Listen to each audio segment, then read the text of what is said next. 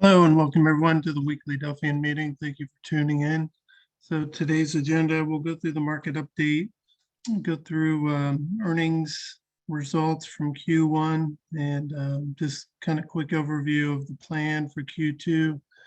And then Joe's got some couple of charts to go through and get off in time for the Fed announcement. So, all right, let's get started.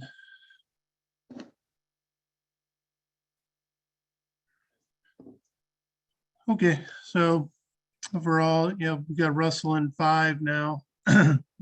SPX, NASDAQ still holding in 1. Excuse me.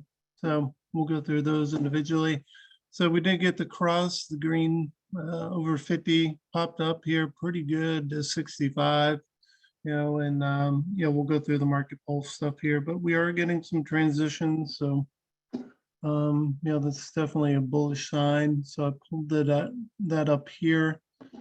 Let's start with the ones and eights. So you can see the eights, since pretty much beginning of the month, really come down. So we actually got a cross, back in our bear market. That was kind of a good signal of when things were topping. When we got that cross right around there between the ones and eights. So we can keep our eye on that. We did get a cross, so see if we're still technically in that bear market. It's obviously been a good run here. But you can see here all these in the past, the eights going below the ones, pretty much right on the top. So we should know within a few days if that's still kind of the occurrence. Obviously this one's didn't hold true, but there's something that I did notice for quite a while there. You can see here too, just back here and here. So that one didn't hold true the last occurrence, but we'll see if I think it's something to watch, obviously. Someone's background noise. Okay, so we pull up the 7s and the 5s. I kind of zoom in here. So obviously all those 8s are going to 7 and you can see the 5s down here on the bottom. So, basically beginning of the month, they're 7.6. So we are getting a little traction. So we're getting some movement. The more we get in those 5s, the more powerful movement, just based off of how things went previously. And we've gone over that quite a few times. So, we obviously, if you're in a bullish camp, you want to see those 5s really start kicking in. So, and it's really just from 8s to 7, and then 7 to 5, a little bit in 3, and then 5 to 1. So, so that's just kind of where we're at on those twos. So just really been very bullish. So up until obviously we're right on 1900 for Russell. So the SPX have done really well, and Russell's right on 1900. So that's kind of where I'm focusing my attention. That Russell.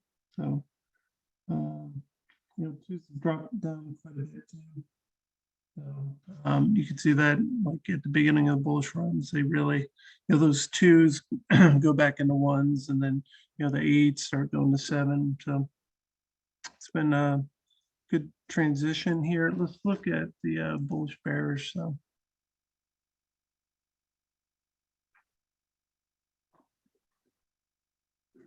we get that cross. We thought that pretty much inevitable. Once it starts moving up, it's going to cross. So it's just how high are we going to get this time? We're at 65. These ones 70s, 70, upper 70s, up near 80. That's kind of the normal. It's like the 70s. So this went back 65, 60. So obviously we're not technically overbought. You know, so we're still in that kind of slush land, but obviously you can see the strength of this move. You know, basically just really strong. You know, if you ask me, it's a little too much, too fast type thing. I personally think we'll have problems staying over 1900 for the Russell. You know, trying to get over that. I think still believe that's going to be a hard thing for the market to do. And we can do that one first since we're talking about it. So we did get over 19. You know, that was yesterday. I think we did get over it briefly today.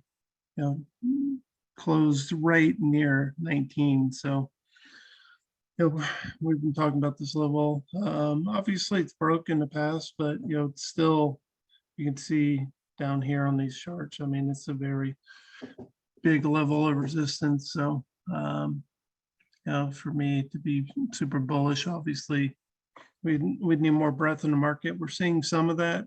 You know, and really, we just need to get over this 19, hold above there. For the market to keep on going.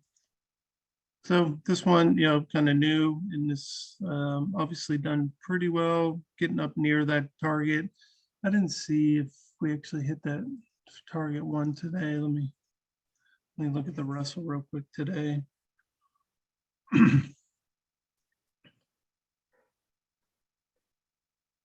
Yeah, so low 1905 today. So, but still below. Yeah, I mean, I'd be very encouraged if you can get above that 19 and stay, but it's just been very difficult. So, okay, so obviously, let's pull up this chart. You're right on that level. Well above the 50, 200. Looks like the 50 is about to cross above the 200. Last time that was near a top, but we'll have to see as far as that. So all eyes on that 1900 rally for that Russell in the next day or two. As far as SPX, still in state one over the time. We're above target 3 now. So really, what are we looking for? Is this target 3 going to turn into support? So we'll see if it gets tested. A lot of times we have seen in the past where this kind of level, this target 3 level, has been tested and it turns into basically support, and then you get a nice strong run off of that. So we'll have to see. That's what I'd be kind of looking for. Okay, 43.40 basically. Staying above that. I didn't see where we are. 43. So we're above that right now. So that's what I'd look at on here. These things can continue. I mean, there was like a Microsoft state one that did like 180 days. Is crazy in state one. So really, that's what you want to look for here on this chart. Staying above that target 3, and we can get a slingshot. Obviously, if you get that Russell above 19, you get this staying above target 3. You start getting more breadth. You can get a good slingshot off of that. Here is the chart for SPX. So another big thing we've been talking about is this 50-day. So the test, the support, test. So really, on the downside, that's what I'd be looking for, the level of that 50-day. So you have, so the upside, we're right on Russell 1900. On the downside, I'd be kind of watching this. You can see, it's done a good job so far. And, we say that, if that 50 days acting like strong support, then, that can, that's how bull markets go. So, this could be the beginning. Not sold on it yet, breath wise, wrestle wise, but this is, starting to show some good bullish signs overall.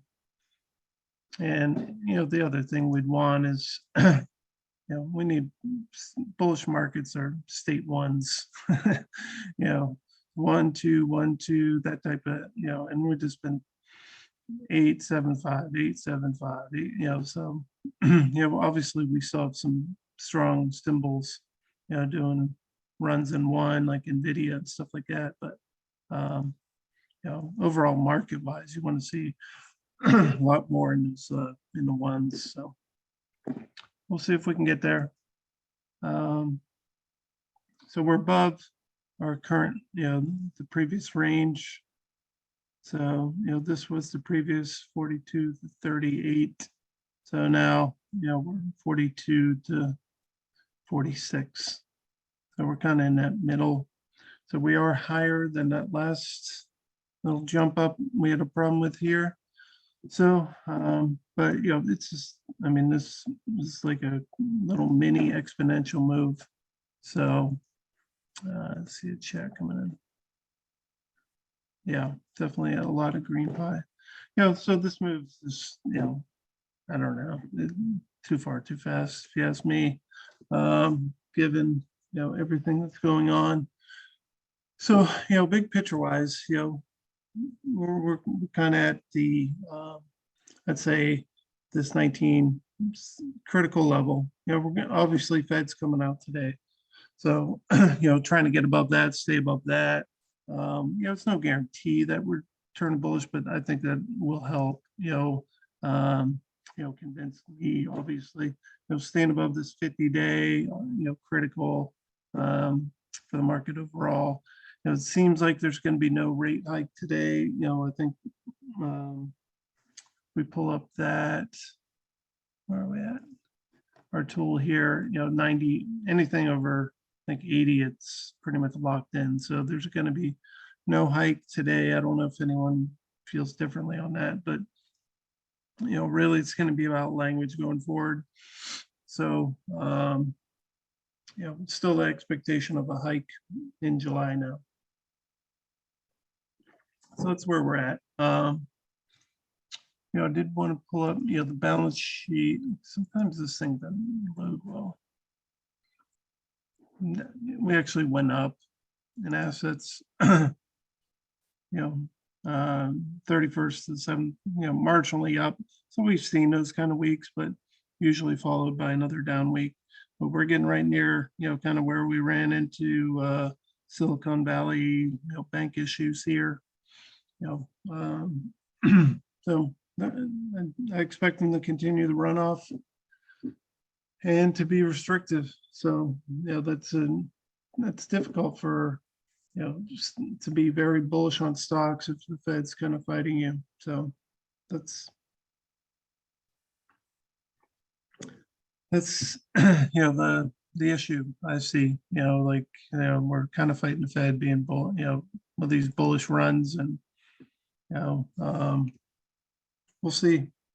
I think on the positive note, looking at, this is the producer price index change, so annual change. So, we're not getting this 12% back, but, we are getting back down to kind of baseline. So this is all still in the economy. We'd have to go negative for a while, to get these price increases, back. These are already cooked in. So, from a year ago, so if we do, so from this level, which was like, 8%, year over year growth, we're only getting like 1% now. So we're still growing off of that, but it's more tame. But, this whole thing, it's going to be hard to, we'd have to go negative for a while to get prices back, to here. So, we talked about these charts before. I think we'll probably go negative. We have M2 negative. This is CPI, is a little different than the PPI, but it's still, I think, it's still apples and apples. So this M2 has gone negative. So I would expect, at some point, these CPIs, PPIs to go negative. I don't think it's like the world's falling, because we gave, we had so much, we have so much to get back price wise from where we were, a couple of years ago. But just be careful, they'll start, screaming about deflation, which I think, we're going to get some ratings negative here, just based off of, money supply and, what they're doing with the economy, restrictive, pulling assets out, Fed sheet, balance sheet. Obviously, the federal government's doing this job, trying to keep inflation going with their budgets and stuff. So, a lot of conflicting data and then, reports and things like that. But I wouldn't be surprised to see some negative CPI, PPIs coming up here. Okay. I think that was it. Oh, and this is kind of interesting. Price targets. A history of price targets for Goldman Sachs. So this is basically, like the day and the target. So it's just, we've always known these are just like way off. So you can see like the first one here, November 16th, pretty much right near the market top. They said 5,100 S&P. Then the whole thing rolls over and they're, this is February. They cut it to 49. Keep cutting. Finally, when they like do the big cut here, that's pretty much the bottom, 36 in September there, and it's gone up since. So just kind of crazy. I mean, obviously all these firms come out all the time, but I've never seen someone, do this kind of analytics and chart on it. It just makes perfect sense. Like, just pretty much ignore what they're saying, I would say, for the most part. Anyway, thought it was kind of interesting, funny. Okay, I'll open up to questions, comments overall on the market. I think I covered everything.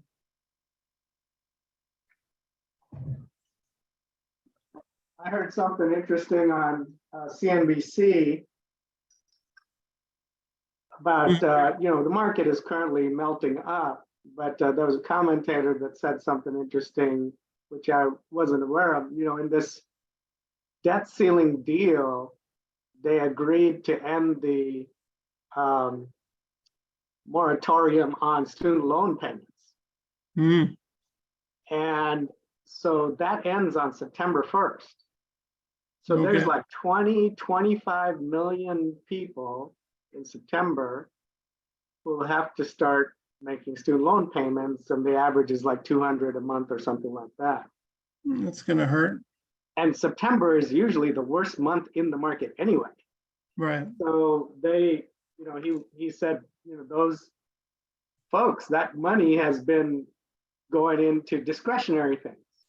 So that those folks that money will not be spent on discretionary things. It'll make student loan payments.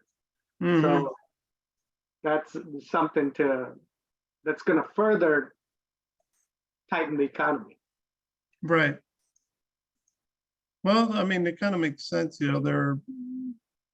something's coming in the fall, right? The Fed's saying no cuts. In May, the market's pretty much saying, okay, July is going to be a raise, and then at some point here you're going to get a cut, right? And it's going to be, but the Fed's saying no, but the market's still saying, okay, there's still a cut coming, which something's got to happen, right? Yeah, well, that's what this commentator thought was because of he said that 25% of the workforce is 150 million. 25% of the workforce has student loan payments that have been deferred. They haven't had to pay them since the pandemic. And they're going to have to start paying in September. Right. With after all this inflation and like God knows how many paycheck to paycheck people are out there. Right. So this is pretty much going to be bad for the consumer. Right. It just less discretionary money. Right. Right.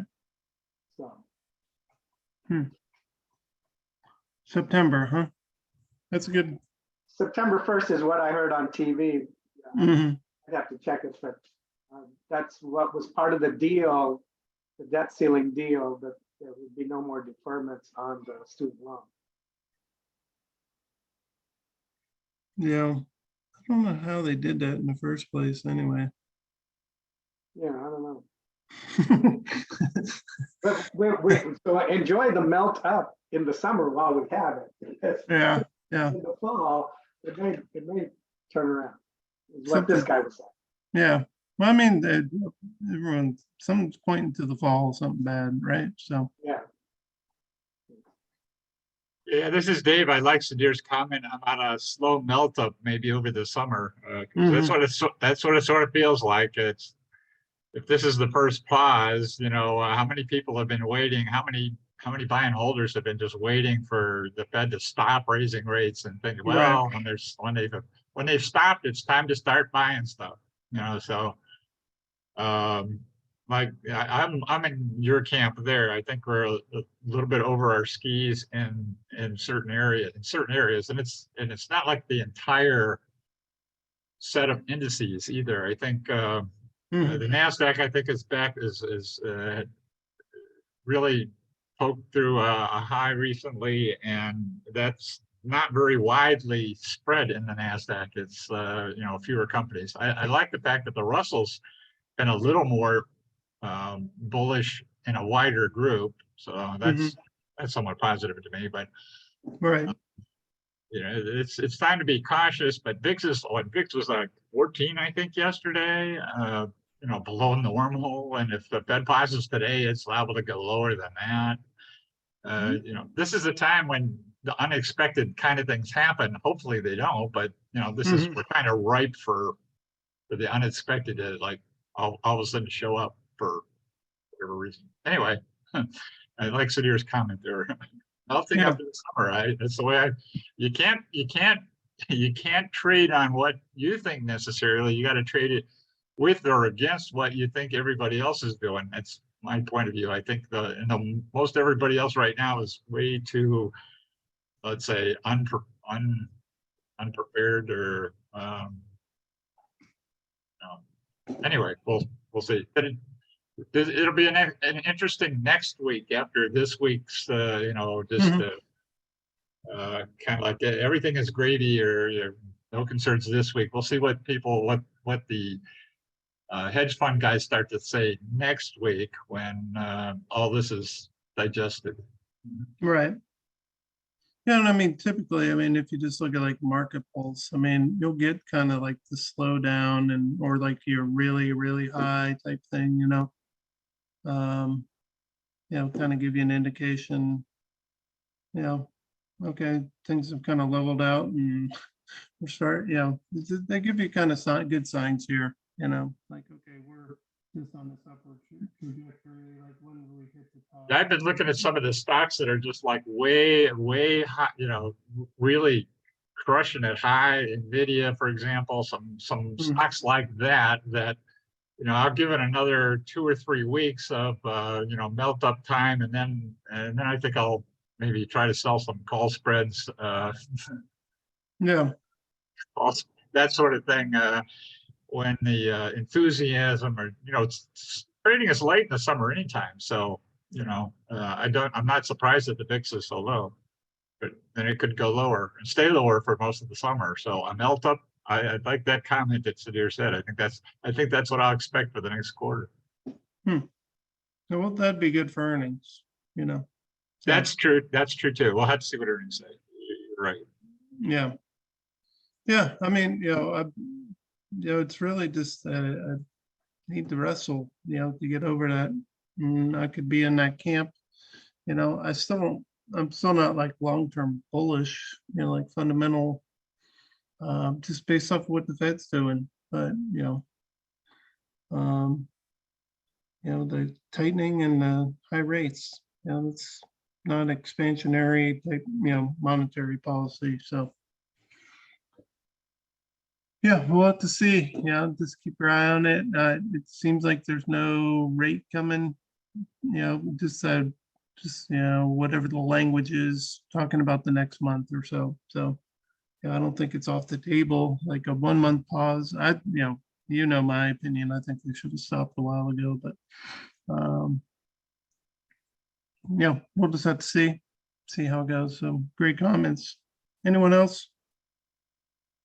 Josh, I would just add a couple things. Yeah, sure. It will be interesting after today's, I guess, kind of non-announcement, because we don't have a lot of news coming out over the next week or so. Earnings are behind us.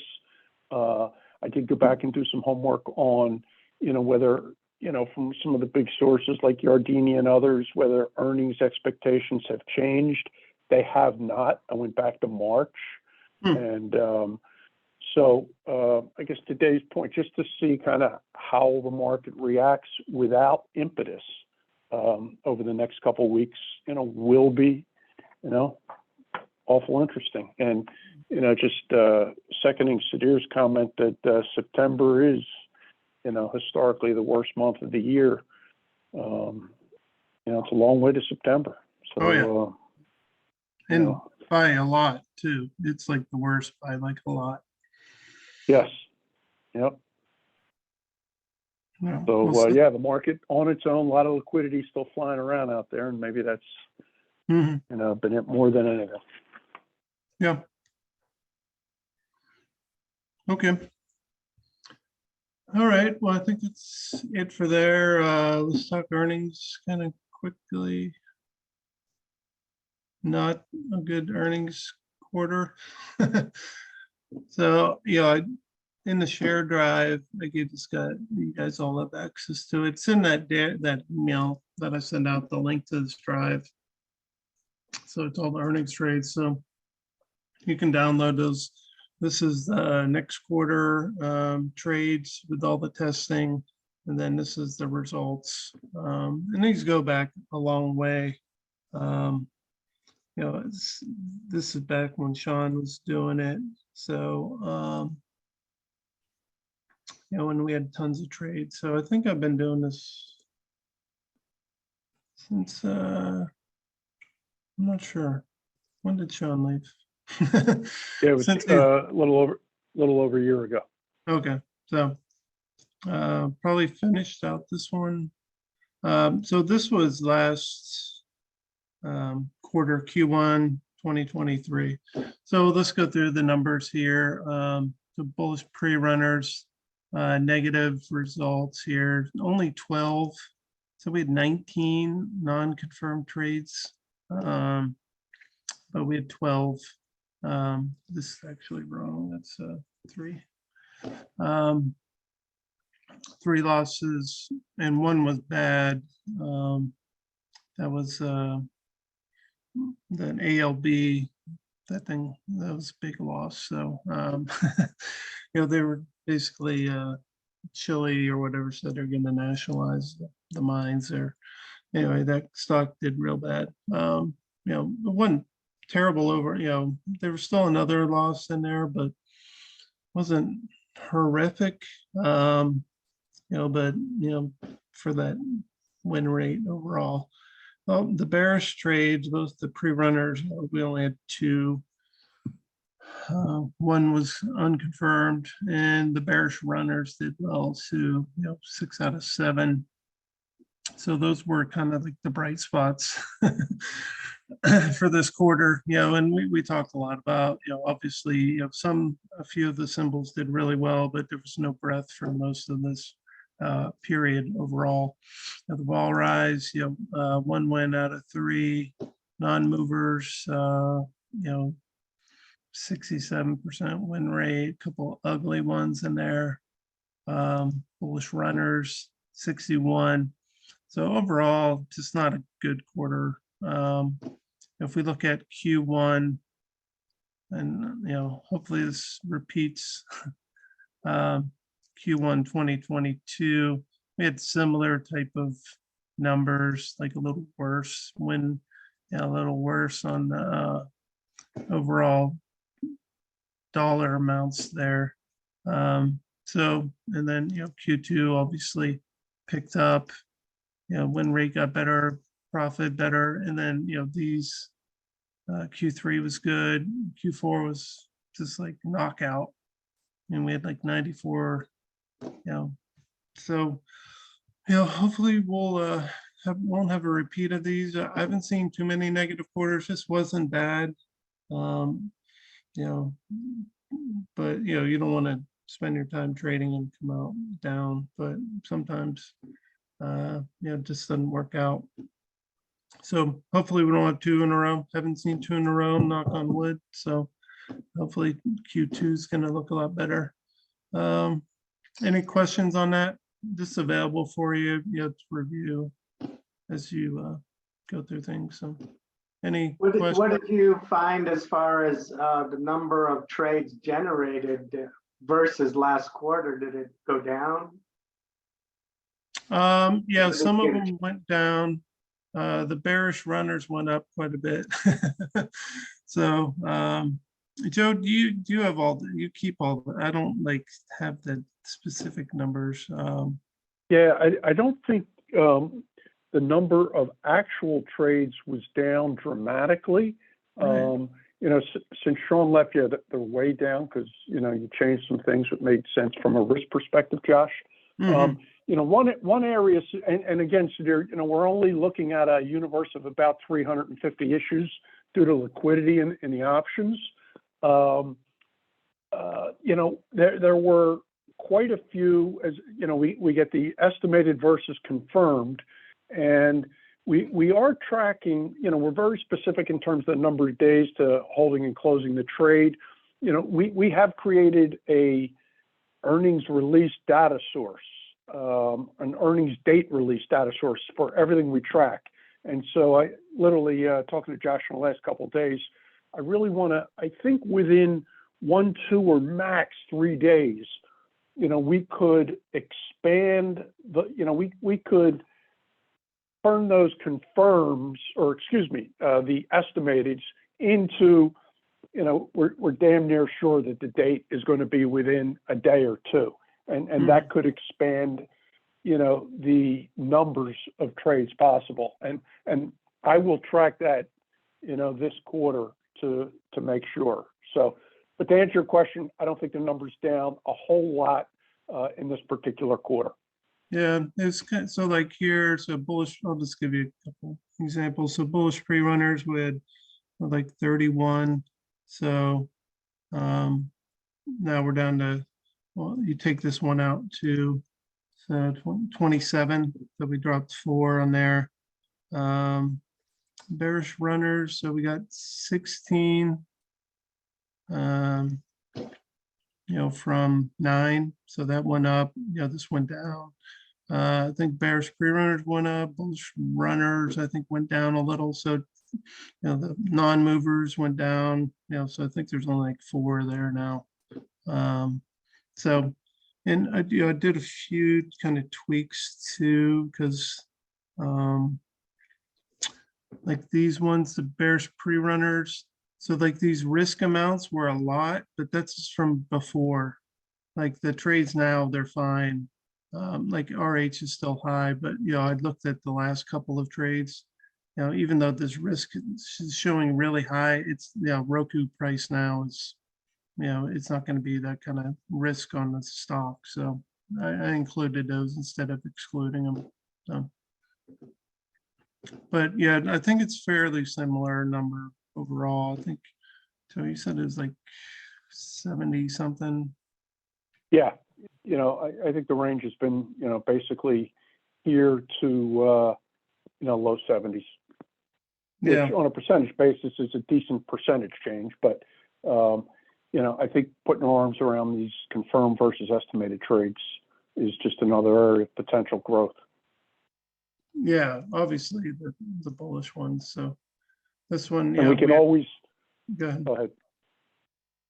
Yeah, just, I mean, this is a decrease here, and, you know, we get some bearish runners. So I think a little drop here, little increase here, and little.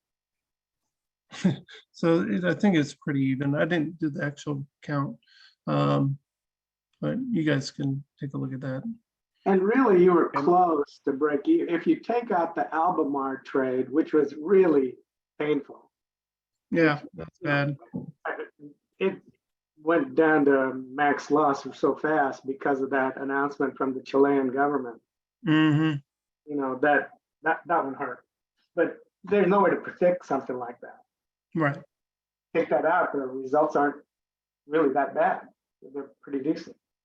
Yeah, for, you know, pretty bad court, you know, like market action was pretty bad overall.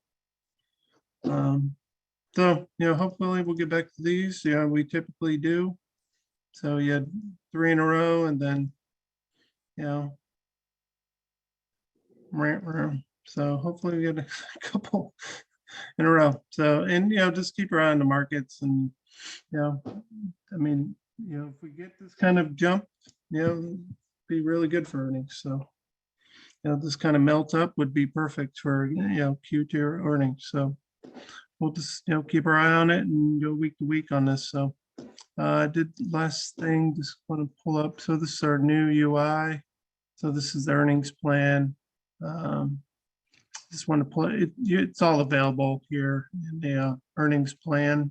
You can pull it up and share it with everyone. If you don't get access to it, you should have got an email. You know, just send me an email, you know, Josh at Delphian Trading, and I'll get you on the list in case you're not on there. But you can see lots of estimated unknowns, only a few confirmed. So first trade would be the 16th. Pre-runner still estimated. As you can see, all these estimated. So the first confirms, like Wells Fargo. This is Nike. So there it is for you guys to dissect. And if you have questions, you know, just let me know. Anyone else before Joe gets going here? Well, I was gonna, no, I'll wait for Joe. I was gonna make a comment on what Joe just said, but I'll comment after Joe finishes. Okay. All right, Joe, you ready? Yeah, I'll jump on just a couple quick charts, Josh. Sure. Let's see, just to stick with our ETF thinking. So as Josh said, you know, the new UI, you've been hearing about this for a long time. Obviously, we're not there yet, but hopefully before too long, we will be launching this look.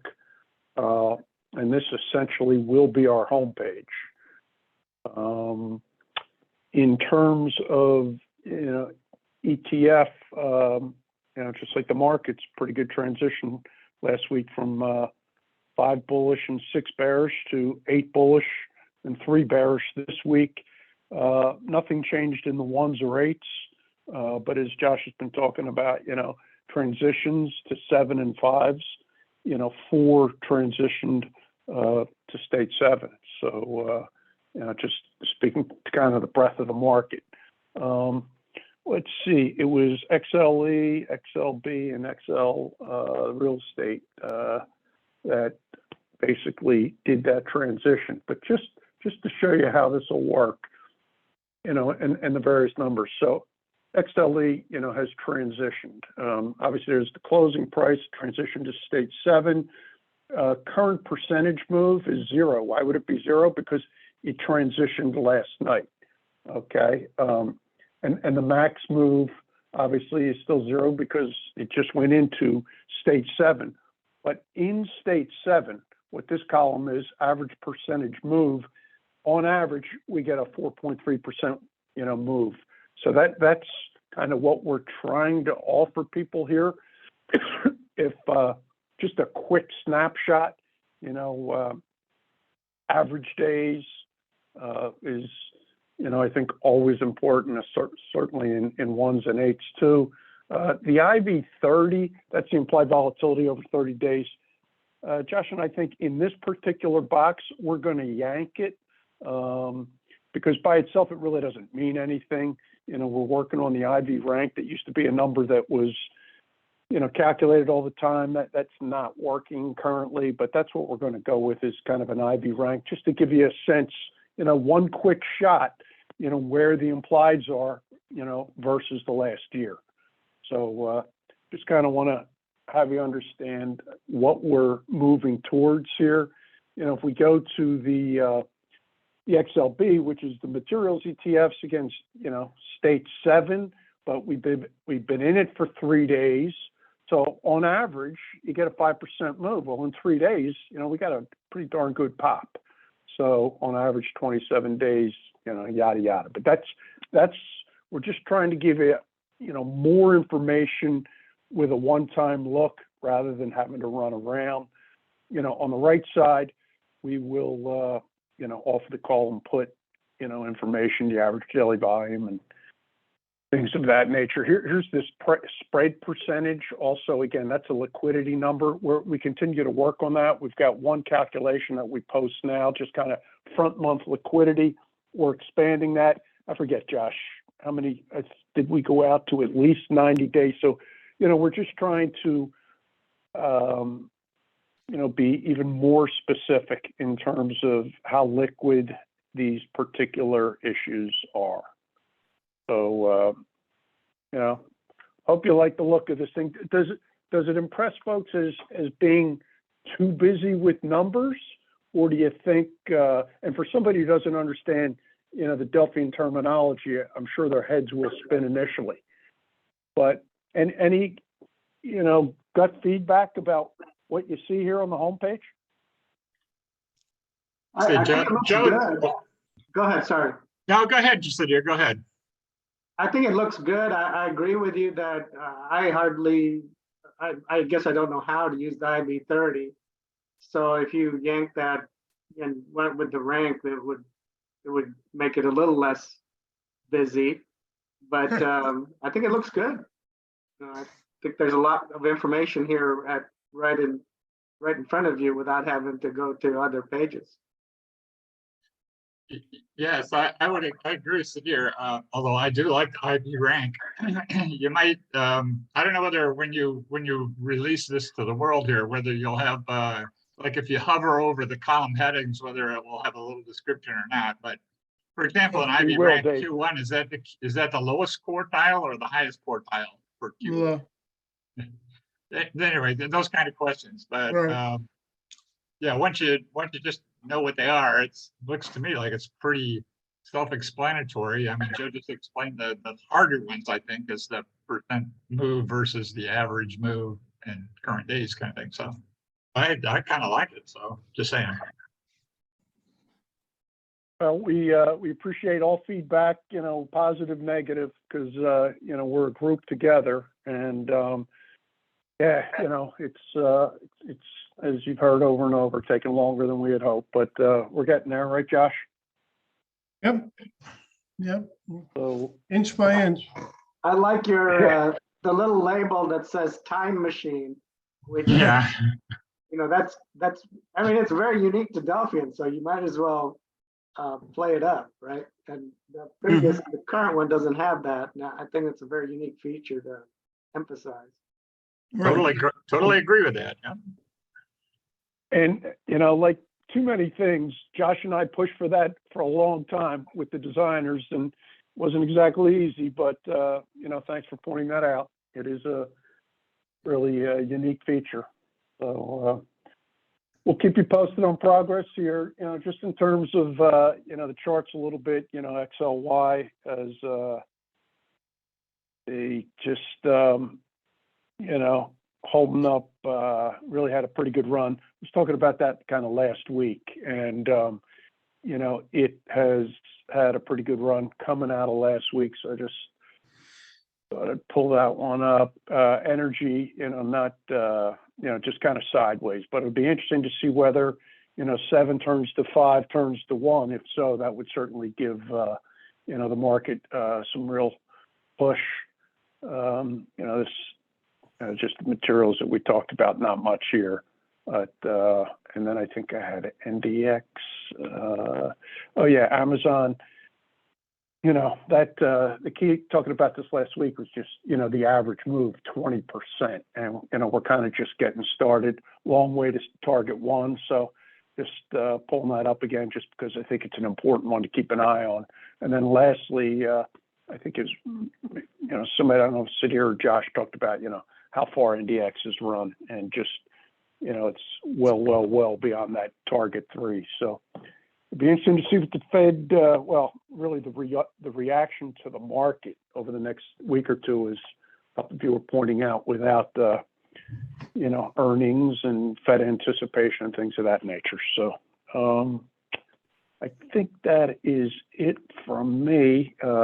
Just in terms of the platform, we're hopeful, hopefully in a month or so, Ashok is always, and Sudhir, you mentioned, I don't know if you heard me, I think you asked her, Dave, about, will we have pop-ups for explaining things? We certainly will have them to help people.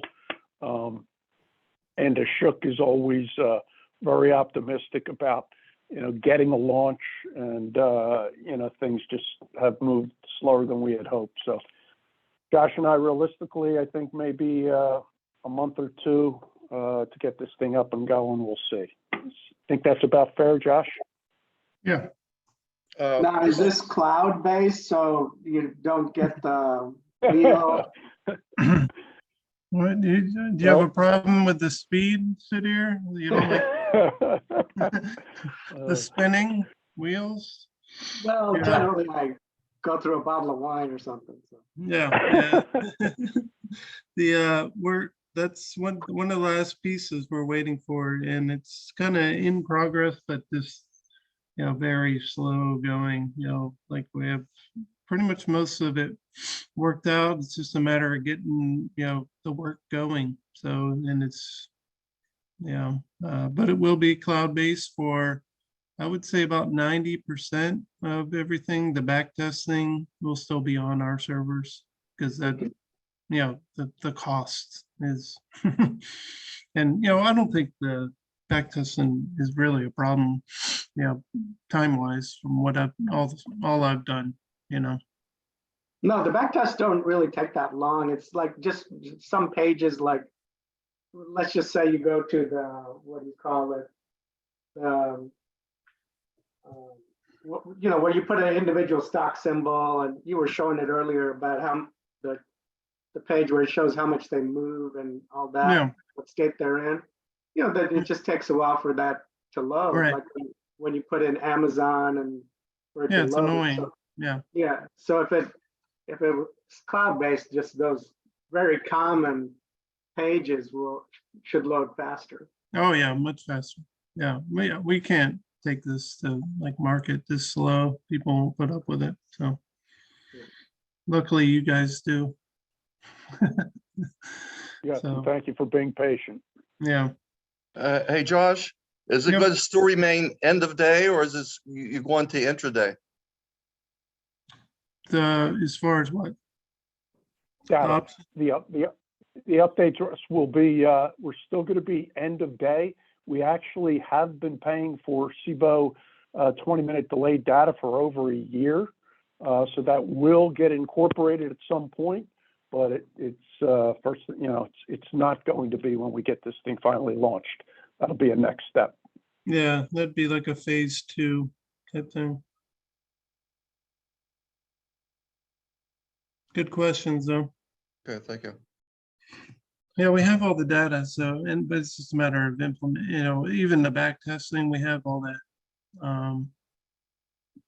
We've done all the testing for intraday, so we have the capability, and it wouldn't take long. It's just a matter of speed, servers, all that. Performance, right? Yeah. Yes, exactly. Yeah, Joe, I had wanted to make one comment about what you were saying about the confirmed versus the not quite known yet. dates on earnings, you know, releases. Sure, Dave. Yep. That's, you know, I think that's a good thing, an important thing to think about. When you consider, if you go back 3 years, let's say we go back 3 years in time, the 10 years of back testing was all under a pretty conservative, slow interest rate, the low, steadily rising markets for the last 10 years, if you go back 3 years. But if you factor in now, we've had almost 3 years of volatility over the last 10. So it's almost bound to throw the days of in the trade or before the trade off just a little bit. So which is why I use the candidate, your list of candidates is the most important thing for me. So I kind of already ignore the exact date and if my own say criteria makes me interested in the trade, as long as it's close, I use your candidate list. So I don't know how you're going to get the high probability factor in there, but it's probably a good idea to do that. And so it's a good. But also, point. thank you for the insight to just using the whole list, rather than just the confirmed trades, because that's Yes. so much of what we're about. It is idea generation, as Josh was talking about last week. I mean, that is what Delphian is. So thank you. Oh, and just along those lines, Dave, basically we've now, Sandeep behind the scenes, our IT guy, we track, and I forget whether this goes back to 2007, but certainly over the last 3-4 years, days of what day of the week, day of the week, days between earnings releases, quarter to quarter. I mean, I'm very confident, we can, I'd say in 9 out of 10 announcements, now have that date within a day or two.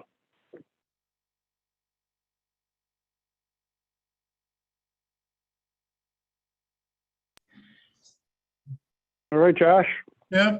Real quick, we had just want to share real quick. I got an email question about the earnings plan real quick.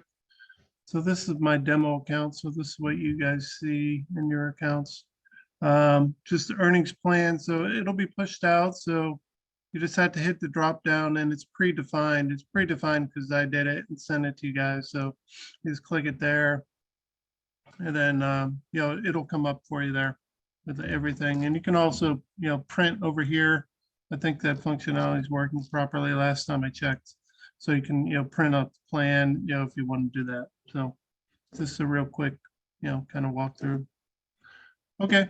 I think that's it. Any questions, comments before we close up?